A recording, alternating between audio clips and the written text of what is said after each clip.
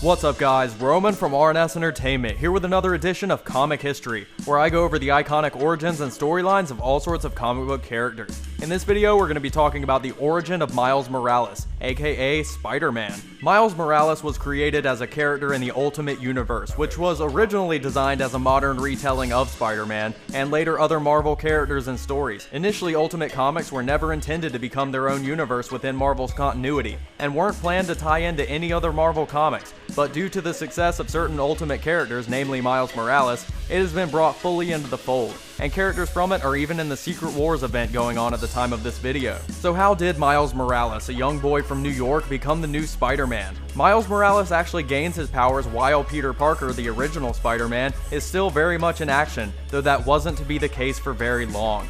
Norman Osborn, aka the Green Goblin, is continuing his mad scientist shtick in an ongoing attempt to replicate the genetically enhanced spider that gave the original Spider-Man his powers, and it turns out that with test spider number 42, he's succeeded. Before Osborn realizes that Spider 42 is able to give someone spider powers, a man named Aaron Davis, aka the Prowler, sneaks into Oscorp's labs, stealing a good amount of money and one other item in particular from the safe. Prowler is a professional thief, skilled at breaking and entering and obtaining rare items from high security areas, but during the heist he unknowingly carries Spider number 42 out with him. Miles Morales, meanwhile, has just won a drawing to be a student at a prestigious private school, giving poorer children a chance at a better education than the public schools in their area can provide them, and afterwards goes to visit with his estranged uncle, Aaron Davis. While Miles is at his uncle's apartment, he's bitten by the accidentally stolen spider, and starts convulsing on the floor as his uncle panics and calls Miles' father. Miles' dad, the Prowler's brother, immediately blames Aaron for the situation, telling him to stay away from his son and threatening to call the police if he doesn't.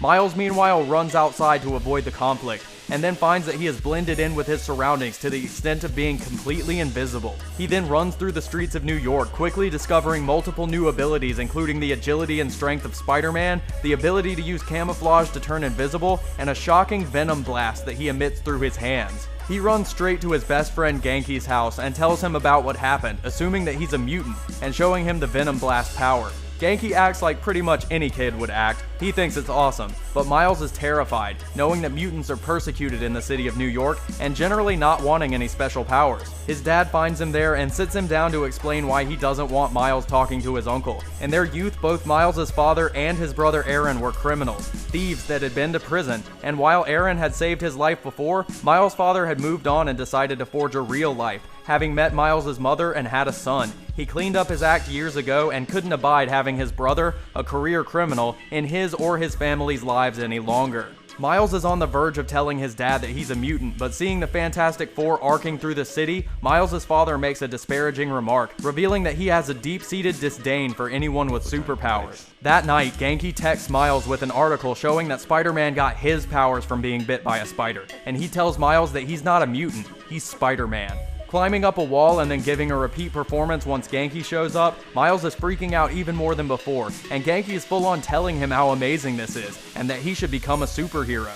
They head over to Uncle Aaron's apartment looking for answers, and they find it completely cleaned out, 100% devoid of any sign that anyone had lived there. Coming across an apartment fire on the way home, Genki urges Miles to use his powers to help, and with no costume, Miles springs up onto the walls, saving a woman, a little girl, and a puppy in the process. Initially happy with what he's done, firemen start to ask him questions, and Miles flees into an alleyway, overcome by shock at what had happened, and still freaking out about having superpowers. After Miles and Genki both get set up in private school, one night the kids are all brought to the gymnasium due to emergency superhuman activity in the city. Spider-Man has been shot, and panic is breaking out among the civilians. Miles sneaks away and rushes to the scene, where Peter Parker is making his last stand against the Green Goblin, wounded but defiant as he smashes a truck onto Goblin, the confrontation ending with an explosion that can be seen clear across the city. When Miles gets there, Peter Parker is lying in the grass with his mask off and tears in his eyes. "I did it," he tells Aunt May.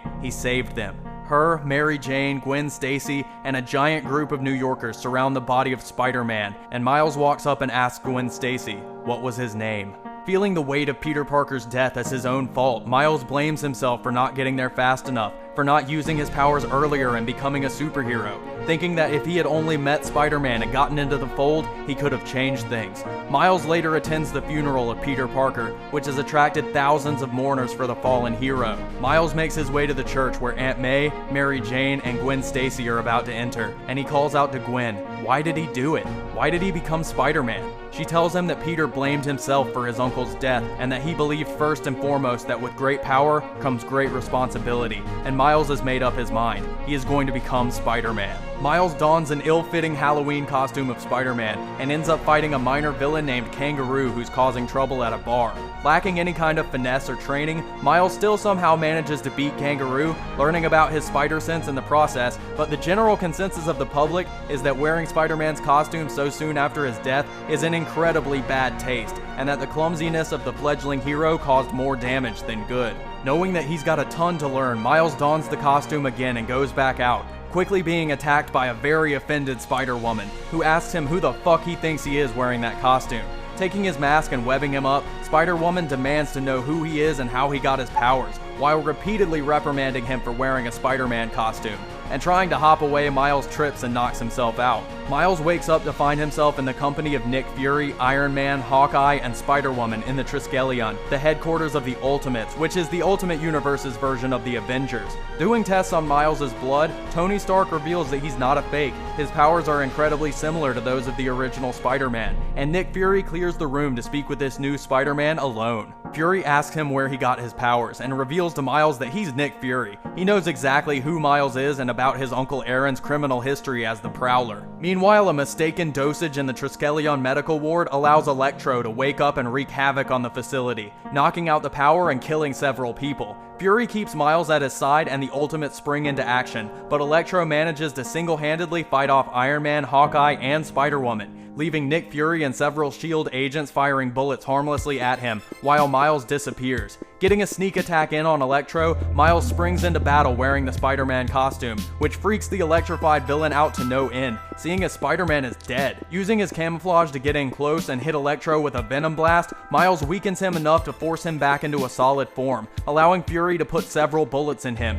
And so, on one of his first ever appearances as Spider-Man, Miles Morales beat Electro where Iron Man, Spider-Woman, and Hawkeye had failed. Fury allows Miles to return home, having not yet decided how to proceed with this situation, and he ends up being approached by Jessica Drew, Spider-Woman, in plain clothes, bearing a gift from Nick Fury himself, a brand new black and red Spider-Man costume, cementing Miles Morales' status as a legitimate superhero. So that's the origin of Miles Morales, the Ultimate Spider-Man, and a great character. Personally, I rarely like the idea of anyone but Peter Parker being Spider-Man, but Miles Morales wowed everybody in this series. It does a great job honoring the original Spider-Man, both in the way it's written and with the character himself, and has gained widespread approval among fans. There are plenty of great Miles Morales stories out there, which I'll probably go over in future comic histories. If you like this video, make sure to give it a thumbs up and subscribe. Let me know in the comment section below what other origins or characters you'd like to see in future videos, and check out some of the other great content on the channel, including double-sided comic reviews on individual issues, comic rants, and other comic histories, and tons of other great videos on Marvel and DC Comics, Game of Thrones, and a lot more. Also, make sure to like and follow us on Facebook, and subscribe to my gaming channel.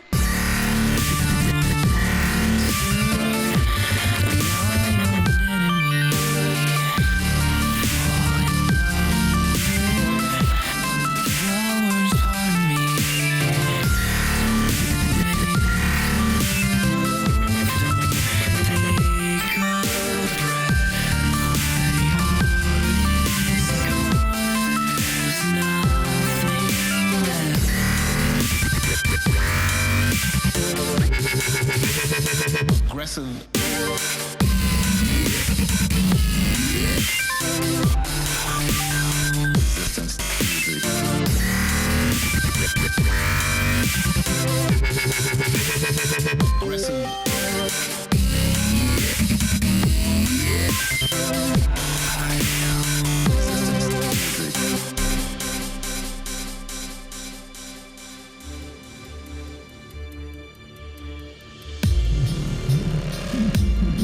Continue to